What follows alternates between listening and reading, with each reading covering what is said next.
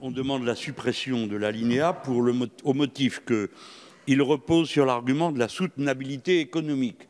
Alors, je suis désolé, collègue Lescure, mais je ne fais pas de leçon d'économie. Je suis un modeste spécialiste de l'humanisme au XVIe siècle. Ça n'a aucun rapport.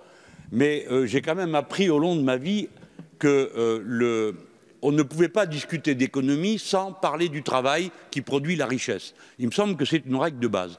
Là, on traite à nouveau de la non mais, amis, la soutenabilité économique sur la base de quoi?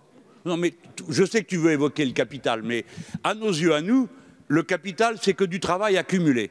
C'est du travail accumulé et qui a été pris gratuitement, car la part du travail qui n'est pas rémunérée en salaire et qui n'est pas investie en matières premières ou en murs, c'est la part du travail, de la richesse produite gratuitement, accumulée par une des deux classes. Non mais chacun, oui, c'est pas de l'économie ça, c'est du matérialisme historique appliqué à l'économie. Donc là, voilà, mais c'est pas grave de s'entendre sur les mots, au moins on sait de quoi on parle. Bon, on parle pas de... Seul M. Mélenchon a la parole. Merci. Donc voilà, Monsieur Lescure, ça n'est pas du tout dans l'intention de donner des leçons à qui que ce soit, c'est juste de préciser comment les mots sont employés et quelle vision sur l'économie. Donc ça nous permet de parler des mêmes choses. Bien.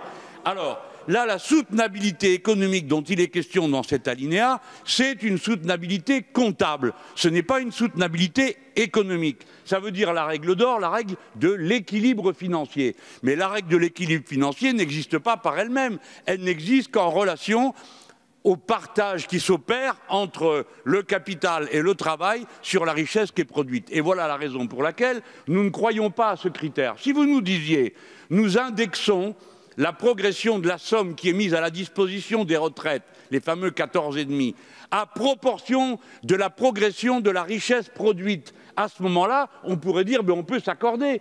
Parce qu'on dirait la société humaine produit davantage et une partie de ce surplus est dédiée au temps de la retraite. Ça a un sens. Ça a un sens civilisationnel. Tandis que ce qui nous est proposé est seulement un sens comptable. Et sans vouloir faire le donneur de leçons, je vais y revenir tout à l'heure, mais les dernières diminutions du temps de travail qui ont été faites... Ah non, moi je ne donne pas de leçons. Je propose des convictions. On en fait ce qu'on en veut. Merci, Monsieur le Président. Alors ce sera pour tout à l'heure la suite. Vous allez être convaincus, collègue Lescure.